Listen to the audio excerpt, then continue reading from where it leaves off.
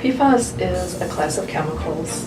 There are about 3,000 of them in use today or found today in the United States.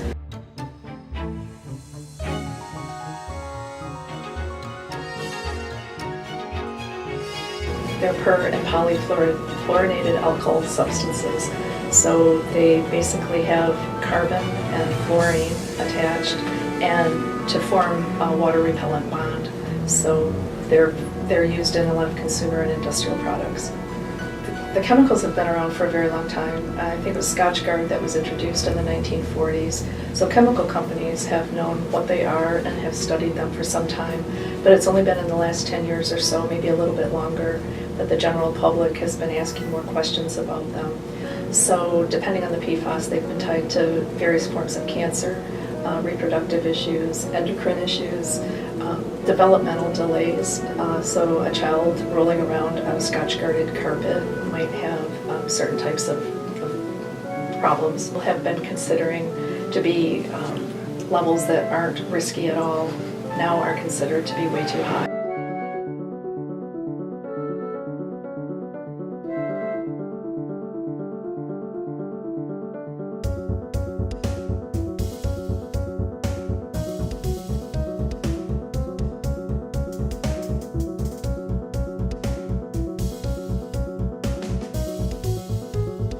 And research is being advanced rapidly to try to figure out exactly how much is considered safe or not harmful.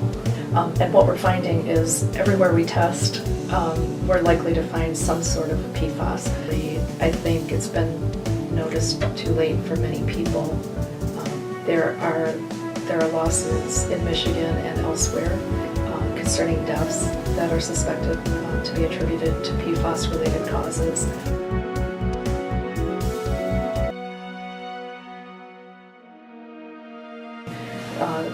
The country, the EPA decided to study major U.S. water systems, and they do this in a cyclical way. So in the third iteration of this test, they were looking for PFAS among some other unregulated contaminants, and it was found in the Ann Arbor drinking water supply going back to 2014. Those results were released in 2016, and that's when Ann Arbor and Plainfield Township, those were the only two water supplies in Michigan where PFAS was found at higher than normal levels.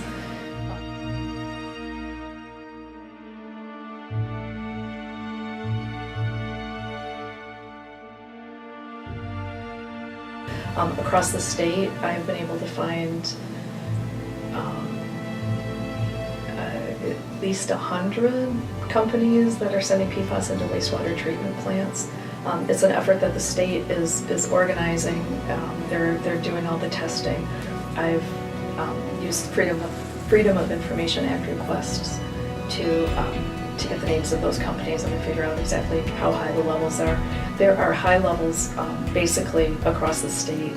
Some of the highest are south of Kalamazoo, Grand Rapids. There's one that's pretty high in Port Huron, Ionia, in the middle of the state, Wixom, Howell.